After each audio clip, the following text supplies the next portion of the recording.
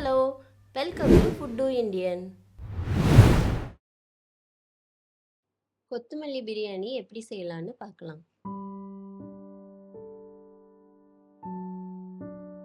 2 spoon oil ஊற்றிக்கோங்க. பூண்டு 6 பல், வரமிளகாய் 3, கருவேப்பிலை கொஞ்சம்,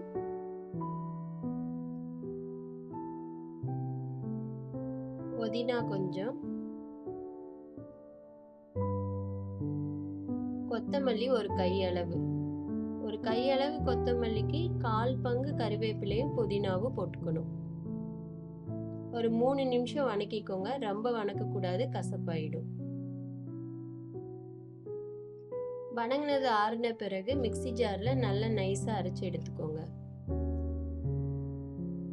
தேங்காய் அரை மூடி துருவி மிக்சியில் அரைச்சி பால் எடுத்துக்கோங்க.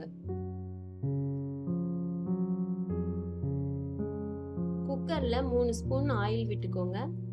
பட்டை 2, சோம்பு அரை டீஸ்பூன், கிராம்பு 3, பிரியாணி இலை 2, கருவேப்பிலை கொஞ்சம் போட்டு வணக்கிட்டு 2 பெரிய வெங்காயம் நீள நீளமாக கட் பண்ணி போட்டுக்கோங்க. நல்லா கோல்டன் கலர் வர வரைக்கும் வணக்கிக்கோங்க.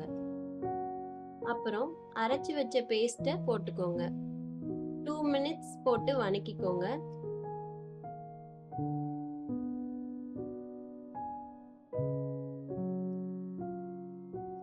நல்லா வணங்கினதுக்கு அப்புறம் நான் சீரக சம்பா அரிசி எடுத்திருக்கேன் 2 டம்ளரு. உங்களுக்கு பாஸ்மதி ரைஸ் வேணும்னாலும் நீங்க யூஸ் பண்ணிக்கோங்க.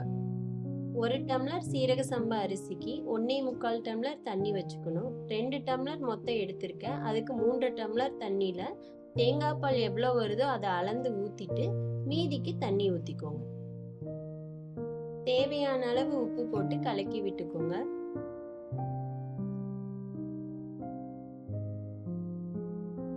கொதிச்ச பிறகு ஒரு கலக்கு கலக்கி குக்கரை மூடி போட்டு ஒரு விசில் விட்டுட்டு கேஸை ஆஃப் பண்ணிடுங்க. 5 மினிட்ஸ் கழிச்சு குக்கர் மூடியை திறந்து ஒரு கிளறி விட்டுக்கோங்க. அவ்வளவுதான், கொத்தமல்லி பிரியாணி ரெடி.